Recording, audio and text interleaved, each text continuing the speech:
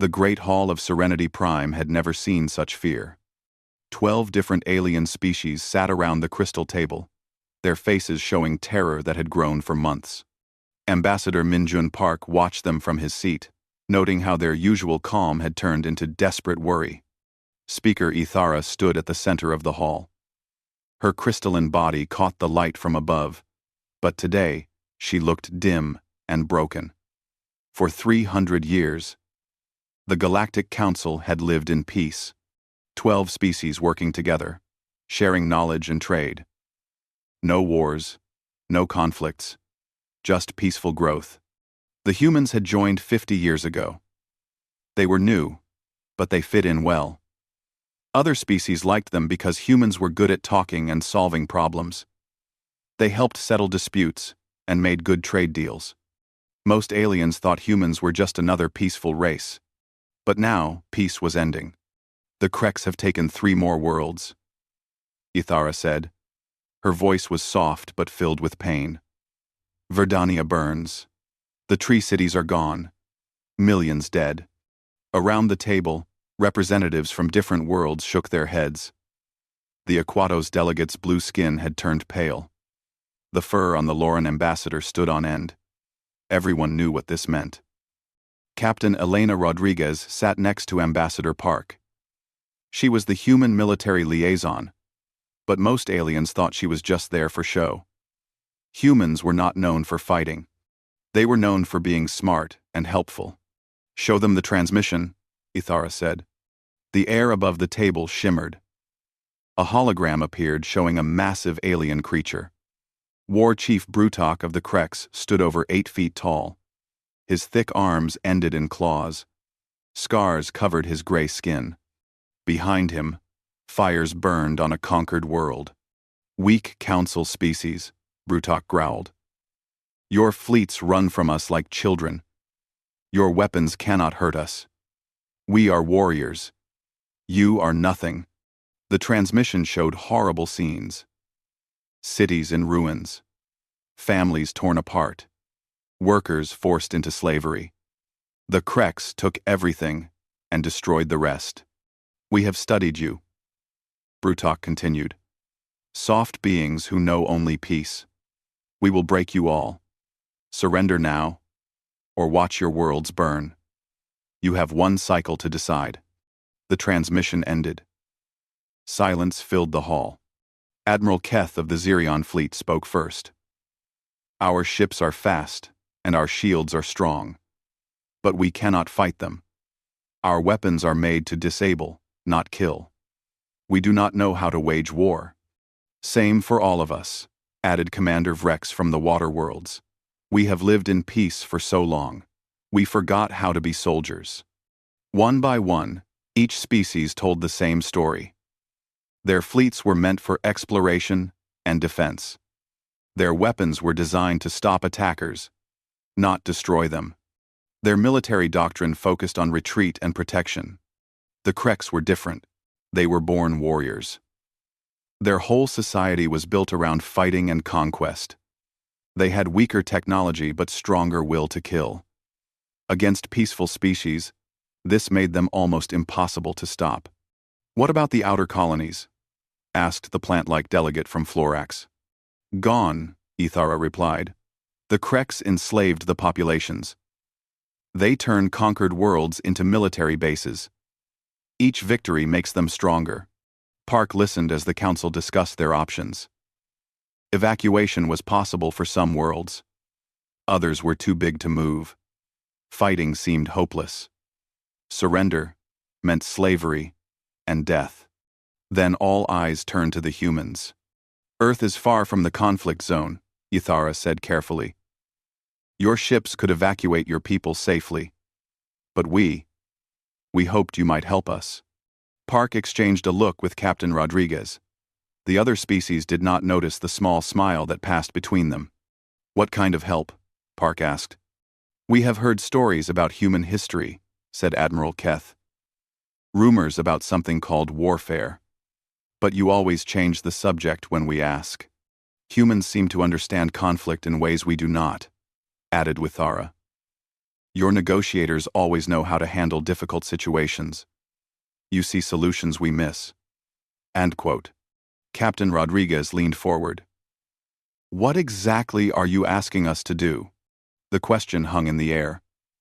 The other species looked uncomfortable. They were peaceful beings asking for something they did not fully understand.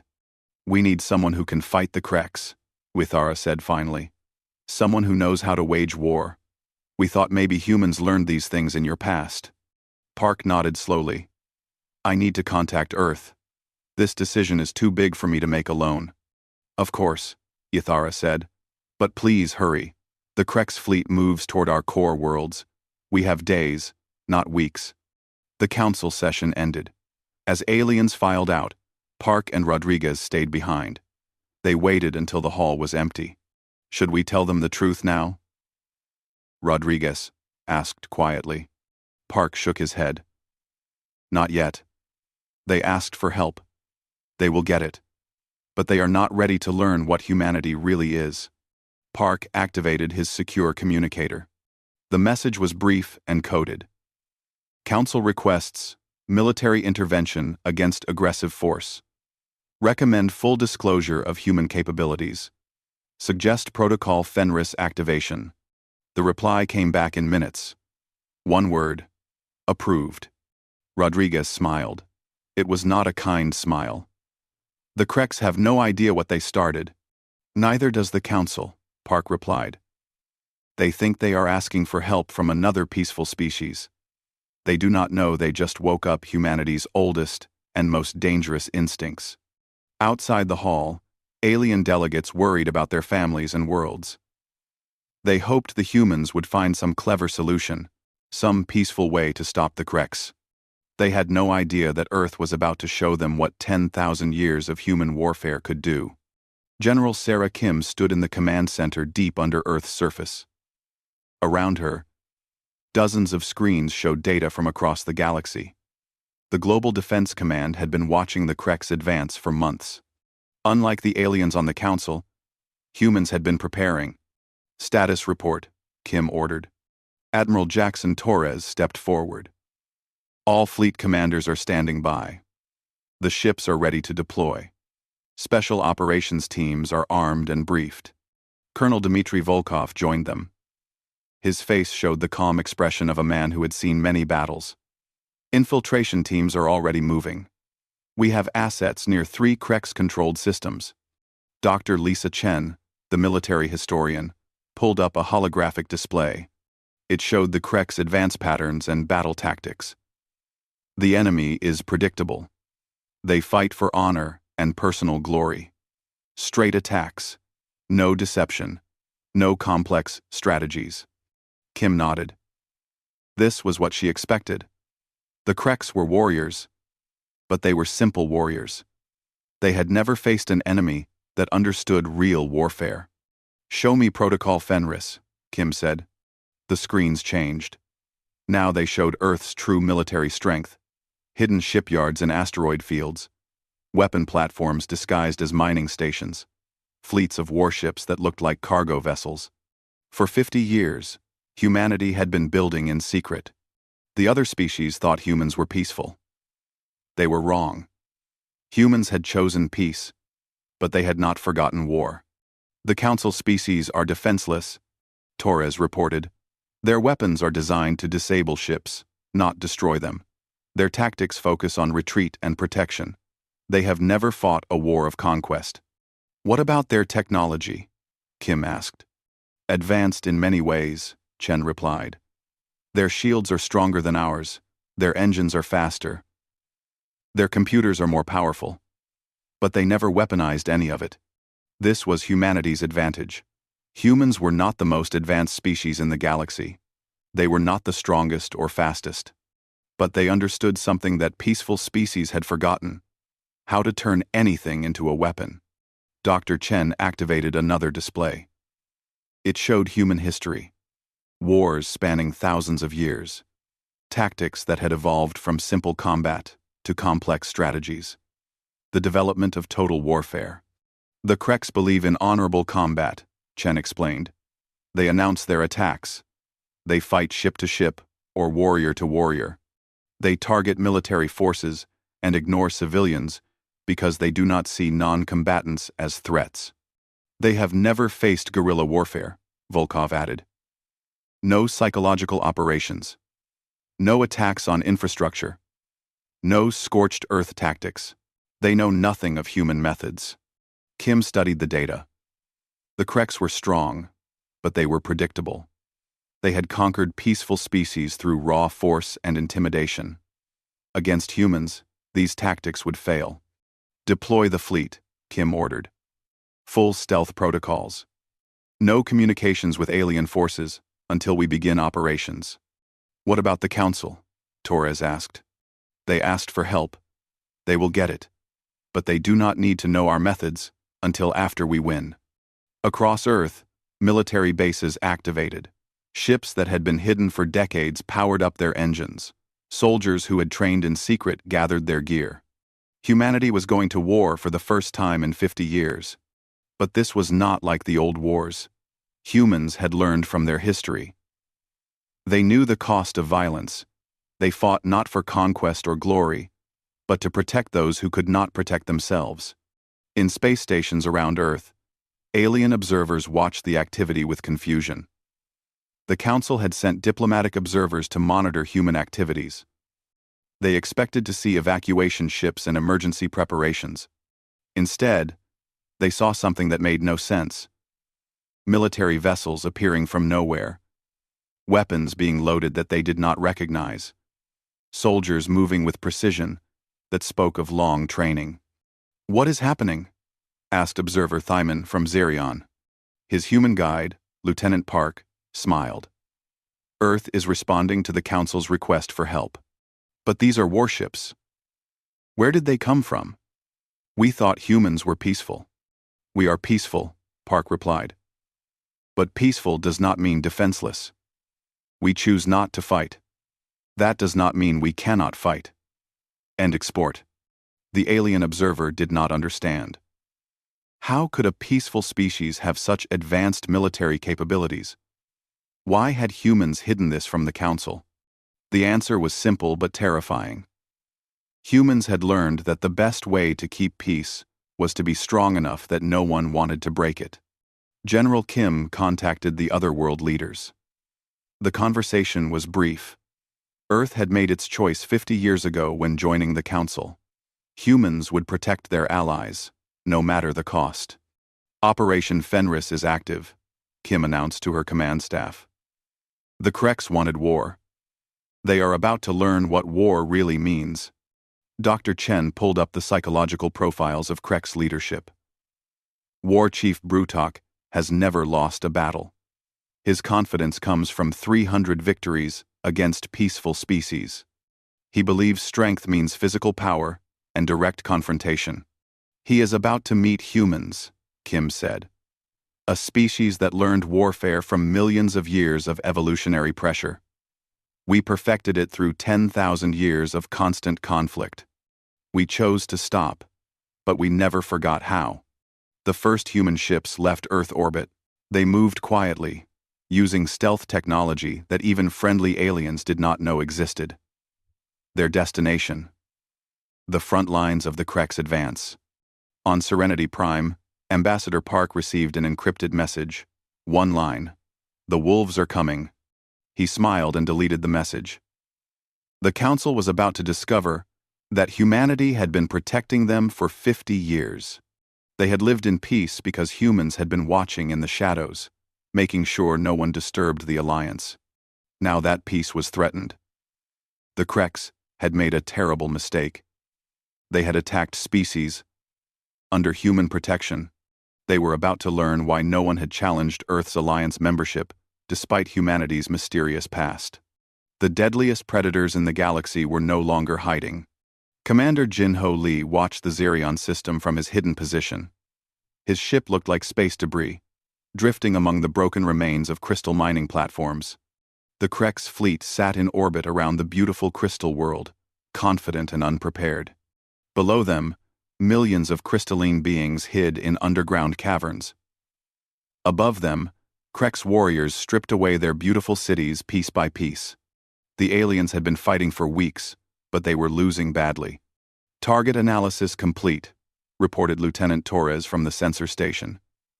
15 Krek's heavy cruisers, 40 smaller attack ships, and 1 massive command vessel. Lee studied the enemy positions. The Krek's ships formed a simple pattern around the planet. They were not hiding or using complex tactics.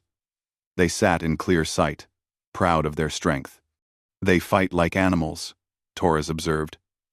"No subtlety, no strategy. That is their weakness," Lee replied. "They expect us to announce ourselves and challenge them to honorable combat. They have no idea what is coming."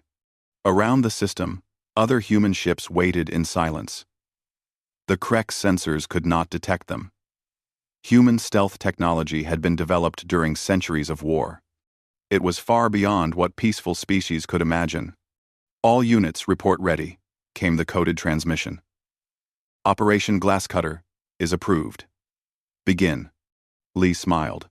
The Kreks were about to learn the difference between warriors and soldiers. The attack began without warning. One moment, the Krek's fleet floated peacefully in orbit. The next moment, invisible enemies struck from every direction. Human ships materialized from empty space. But they did not fire at the Krek's weapons or engines. Instead, they targeted life support systems, communications arrays, and sensor networks.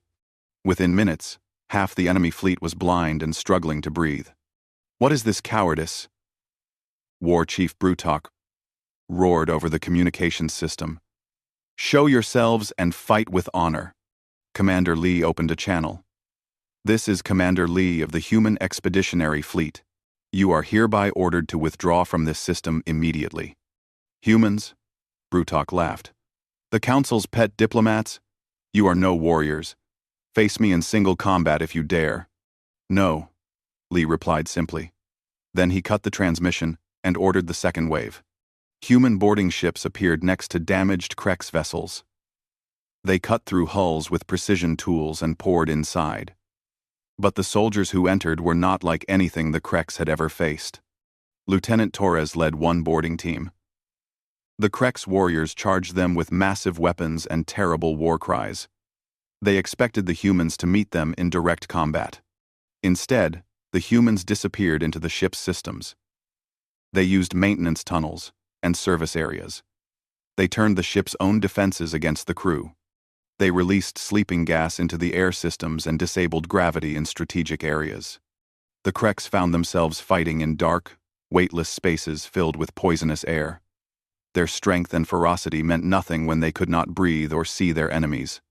"This is not war," one Krek's officer screamed before Torres stunned him with a neural disruptor. "This is murder." "No," Torres replied to the unconscious alien. "This is warfare. You should have learned the difference." On the planet below, Crystal Singer Thymos led his people in their underground refuge. They had been fighting the Kreks for days, but their crystal weapons were meant for mining, not war. They were slowly losing. Then, the explosions began above them. The Krek's ships were dying in orbit. Thymos and his people watched through crystal formations that could see into space. Who fights with such skill? Thymos wondered. The Council fleets were destroyed weeks ago. His answer came when a human soldier appeared in their cavern. The soldier wore black armor and carried weapons that hummed with deadly energy. But his first words were not of war. "Crystal Singer Thymos? I am Sergeant Park of the Human Marines. We are here to help." Thymos stared at the human. He had met humans before. They were diplomatic people who spoke softly and solved problems with words. This creature looked like them, but something was different. This human moved like a predator. "You are here to help us fight?" Thymos asked. "No," Park replied. "We are here to win. Fighting is for equals. This is extermination of a threat." Above them, the battle continued. But it was not really a battle. The Krek ships were being systematically destroyed, by an enemy they could not see or understand. War Chief Brutok watched his fleet die around him. His warriors, who had conquered 100 worlds, were being defeated by tactics they had never imagined. The humans did not fight with honor. They fought to win. Cowards, Brutok raged. Face me in personal combat. Settle this as warriors should. Commander Lee's voice came back over the communications. War Chief Brutok, you are operating under a fundamental misunderstanding. This is not a contest between warriors. This is pest control. The words hit Brutok like a physical blow. Pest control? The mighty Kreks were being treated like insects? I challenge you to single combat. Brutok roared. Winner takes the system. Winner. Accepted, Lee replied. Brutok smiled with savage joy. Finally, an honorable fight. He would show these humans what real strength meant. He transported to an asteroid between the fleets. Lee appeared across from him, wearing only light armor and carrying a simple sword. Brutok laughed. This small human thought he could match Krek's strength? You will die with honor at least, Brutok said, raising his massive war axe. Lee nodded. Thank you for agreeing to this. It will make the rest of the operation much simpler. Brutok charged forward, but he never reached the human. A sniper's beam struck him from a hidden position. He fell to the asteroid surface, paralyzed, but alive. The challenge has been completed, Lee announced to the Krek's fleet. Your leader has been defeated. But that was not honorable combat, screamed the Krek's second-in-command. No, Lee agreed. It was not. Honor is a luxury that peaceful species can afford. We are not at peace with you. No. The remaining Krek's ships tried to flee. None of them escaped. Human vessels hunted them through the asteroid fields with terrifying efficiency. By the end of the day, the Zarian system was free. The crystal cities could be rebuilt. The enslaved populations were liberated. The Krek's threat to this world was over. But across the galaxy, other Krek's fleets received reports of the defeat.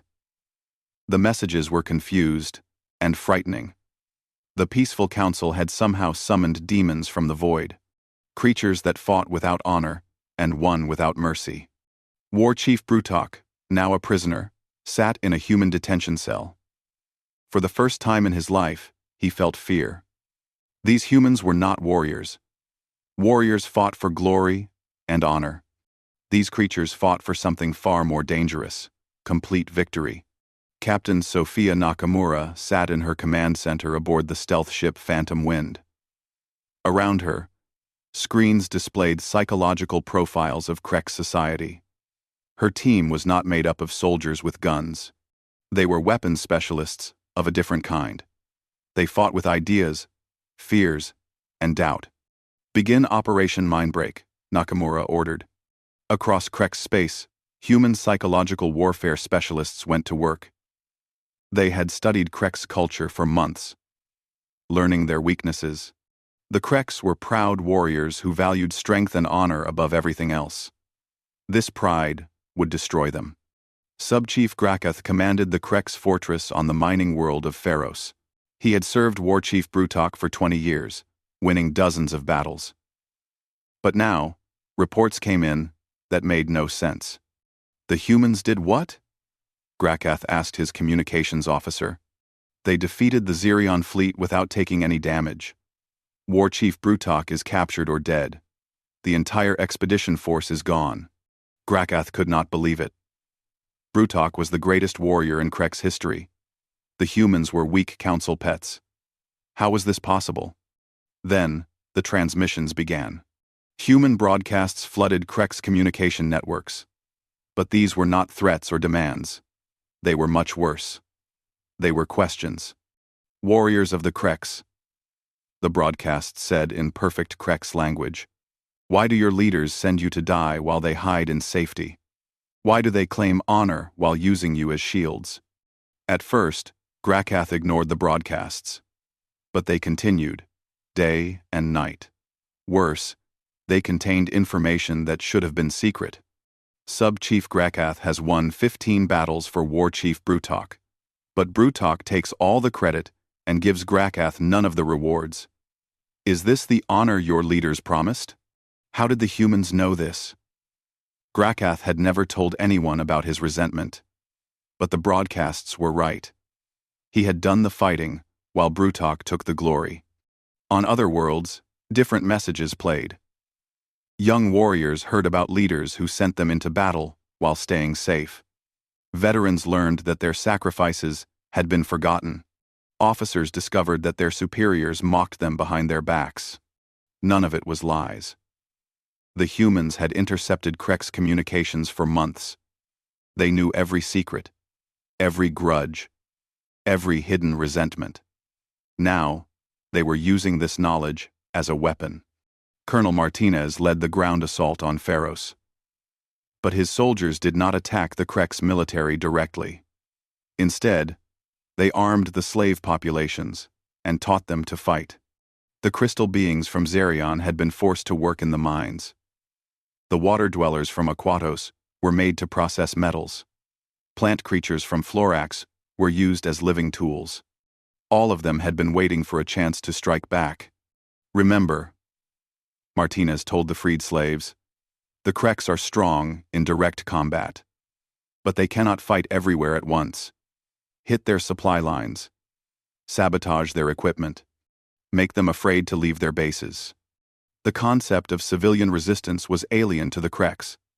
They understood armies fighting armies. They had no idea how to handle populations that refused to cooperate. Mines stopped producing ore. Power plants suffered mysterious failures. Transportation networks broke down. The Krek's garrison on Pharos found themselves isolated and confused. But the worst damage was psychological. Captain Nakamura's broadcasts continued. They showed Krek soldiers recordings from human history, images of the great wars that had raged across Earth for thousands of years. Videos of human weapons that could destroy entire cities. This is what humans do to enemies, the broadcasts explained. This is what they did to each other before they learned peace. You face a species that conquered its own homeworld through 10 million years of evolution. They are showing you mercy by fighting with restraint. For the first time, Krek's warriors began to understand what they faced. The humans were not another peaceful species. They were predators who had chosen to become protectors. But they had not forgotten how to be predators. On the Krek's homeworld, panic began to spread. Reports came in from every front. Human fleets appeared from nowhere and vanished just as quickly. Krek's commanders found their own soldiers questioning orders. Slave rebellions erupted on every occupied world. Sub-Chief Grakath sat alone in his command center, reading intelligence reports. The humans had done something impossible. They had turned the Krek's empire against itself without winning a single major battle. Sir, his aide reported, the miners have stopped working. The slaves have weapons now. Our supply ships are being attacked by our own former prisoners. Grakath nodded slowly. The humans were not fighting a war of conquest. They were fighting a war of liberation. Every world the Kreks had taken was now rising against them. What are our orders from High Command? Grakath asked. The aide looked uncomfortable. High Command has not responded to our transmissions in 3 days, sir. This was the final blow. Grakath realized that the Krek's leadership was falling apart. The humans had not needed to defeat them in battle. They had simply revealed the truth about Krek society, and it was destroying itself. A new transmission came through the communication system. This one was different. It showed a human officer sitting across from War Chief Brutok in what looked like a prison cell. Tell them, the human said quietly. Brutok looked broken. His massive frame seemed smaller somehow. When he spoke, his voice was tired and defeated. Warriors of the Kreks, he began. I have learned something about our enemies. The humans are not weak. We are not strong. We have been fighting children while believing we were conquering warriors. The transmission showed Brutok's face clearly. This was not a fake or trick. Their greatest leader was admitting defeat. The humans could have destroyed us in the first battle, Brutok continued. They chose not to. They could kill every Krex in the galaxy. They choose restraint. This is not weakness. This is the kind of strength we never learn to understand. Across Krex space, warriors watched their hero break down on camera. The psychological effect was devastating. If Brutok could be defeated so completely, what hope did any of them have? Sub-Chief Greycath made a decision that would have been unthinkable days before. He opened a direct channel to the human fleet. This is Sub-Chief Greycath of Pharos Garrison. I request terms for surrender. The human voice that answered was calm and professional. Surrender terms are simple. Release all prisoners, provide aid to former slaves, and submit to occupation forces for processing. You will be treated according to galactic law. And my warriors? Those who surrender will be given the chance to rebuild. Those who continue fighting will be stopped. It was not the honorable death in battle that Krex culture promised. But Greycath had learned something from watching human tactics. Sometimes survival was more important than honor. Across the galaxy, other Krex commanders began to surrender. Not because they were defeated in battle, but because they no longer understood what they were fighting for. The human psychological warfare campaign had done something no military force could achieve. It had made the Krex question everything they believed about strength, honor, and war. And once those doubts began, the mighty Krex Empire started to collapse from within. 6 months after the war began, Ambassador Min-Jun Park walked through the rebuilt capital of Zerion. Crystal spires rose toward the sky, more beautiful than before. Former Krex slaves worked alongside their former prisoners, building something new together. The transformation was impossible by galactic standards. Humans had not just defeated the Krex Empire, they had rebuilt it into something peaceful. General Sarah Kim stood on the command deck of her flagship, watching construction robots repair a damaged space station. Around her, former enemy worlds were becoming productive members of galactic society. The speed of change amazed everyone except the humans. Status report, Kim requested. Admiral Torres consulted his datapad. All former Krex military units have been processed. About 60% chose reintegration training. 30% requested settlement on frontier worlds. 10% are still in counseling. What about the leadership? Most are adapting well to civilian life. A few are helping with the transition process. This was the part that confused other species the most. Humans had not executed the Krex leaders or thrown them in prison forever. Instead, they had offered them choices. Learn to live in peace, or be removed from society permanently. Most had chosen to learn. In the Capitol building of the former Krex homeworld, a strange meeting was taking place. Former War Chief Brutok sat across from Ambassador Park in a simple conference room. Brutok wore civilian clothes now. His scars had healed, but the changes ran deeper than physical wounds. I still do not understand, Brutok said quietly. Your species has the power to conquer the galaxy. Why do you choose to protect it instead? Park poured tea for both of them. It was a human custom that had confused Brutok at first, but now he found it calming. Because conquest is easy, Park replied. Any species can destroy. Building something better takes real strength. Brutok nodded slowly.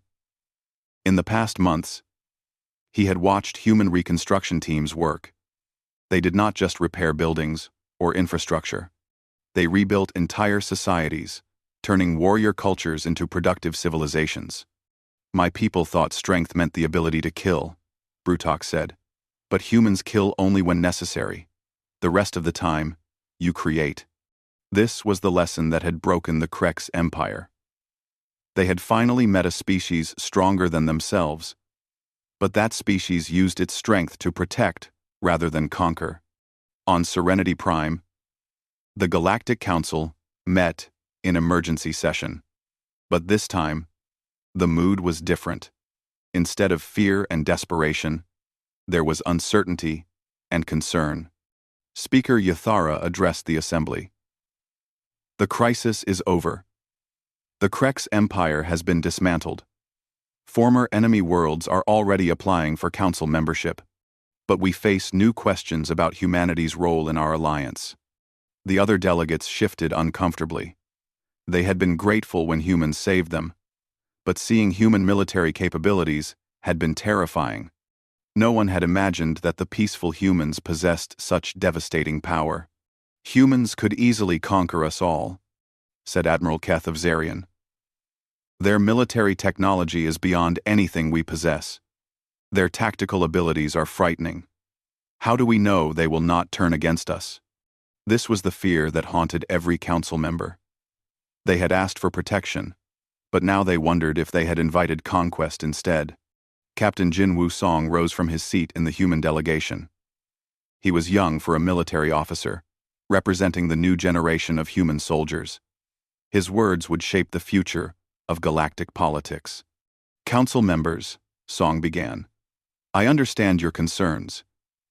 You have seen what humans can do in war. You wonder if you are safe from us. The hall was completely silent. Let me tell you about human history, Song continued. For millions of years, we fought each other. We perfected every form of warfare imaginable. We created weapons that could destroy our own world. The aliens listened with growing fear. But then we learned something more important than war. We learned when to stop fighting. We discovered that true strength comes from protecting others, not conquering them. Song activated a holographic display. It showed human colonies throughout the galaxy. All of them focused on peaceful activities. Research stations, medical facilities, educational centers. For 50 years, humans have lived among you. We have had the power to conquer you the entire time. Instead, we chose to help you grow. That choice defines who we are. Speaker Ithara stood up. But how can we be certain you will continue to make that choice? Song smiled.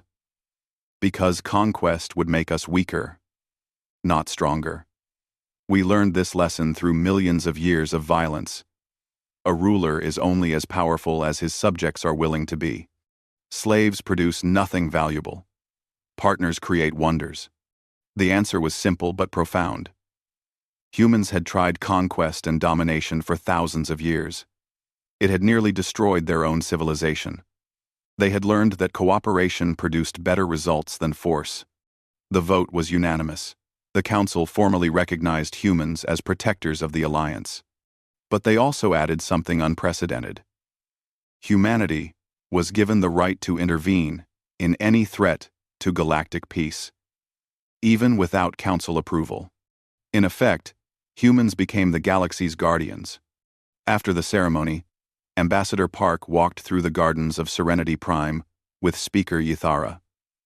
The crystal being had been changed by recent events. She moved more carefully now, aware of forces she had never imagined. Do you ever regret it? She asked. Revealing your true nature to us? Park considered the question. We did not reveal our true nature. We revealed one aspect of it. Humans are capable of terrible violence, yes, but we are also capable of great compassion. Both are equally true. Which one defines you? The choice between them, Park replied. Every day, every human chooses whether to build or destroy, to protect or conquer. We chose to protect. That choice makes us who we are.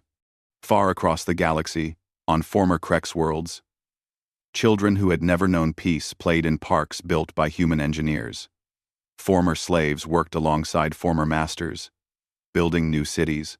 Warriors trained in the arts of construction and healing. The Krex had begged for war and received education instead. They had demanded conquest and been given the chance to grow. Brutok stood in one of these parks, watching children play. Some were Krex, some were from species the Krex had enslaved. They played together without fear or hatred. A human child ran up to him. "Mr. Brutok, will you tell us a story?" Brutok knelt down to the child's level. 6 months ago, he would have seen this small being as prey or a future slave. Now he saw potential, innocence, hope. "What kind of story would you like to hear?" "Tell us about the war," the child said excitedly. Brutok looked around at the peaceful park, the mixed group of children, the rebuilt city rising in the distance. He thought about the humans who had defeated his empire without hatred, who had rebuilt his world without demanding tribute. "Once upon a time," he began, "there were warriors who thought strength meant hurting others. But then they met teachers who showed them that real strength means protecting others. And the warriors learned to become protectors too." The children listened with wide eyes as Brutok told them about the war that ended wars, and the species that chose peace from a position of ultimate power. In the distance, Ambassador Park watched the scene and smiled. This was humanity's greatest victory. Not the defeat of an enemy, but the transformation of an enemy into an ally. The deadliest warriors in the galaxy had become its greatest teachers, and the lesson they taught was simple. True strength comes not from the ability to destroy, but from the wisdom to build instead.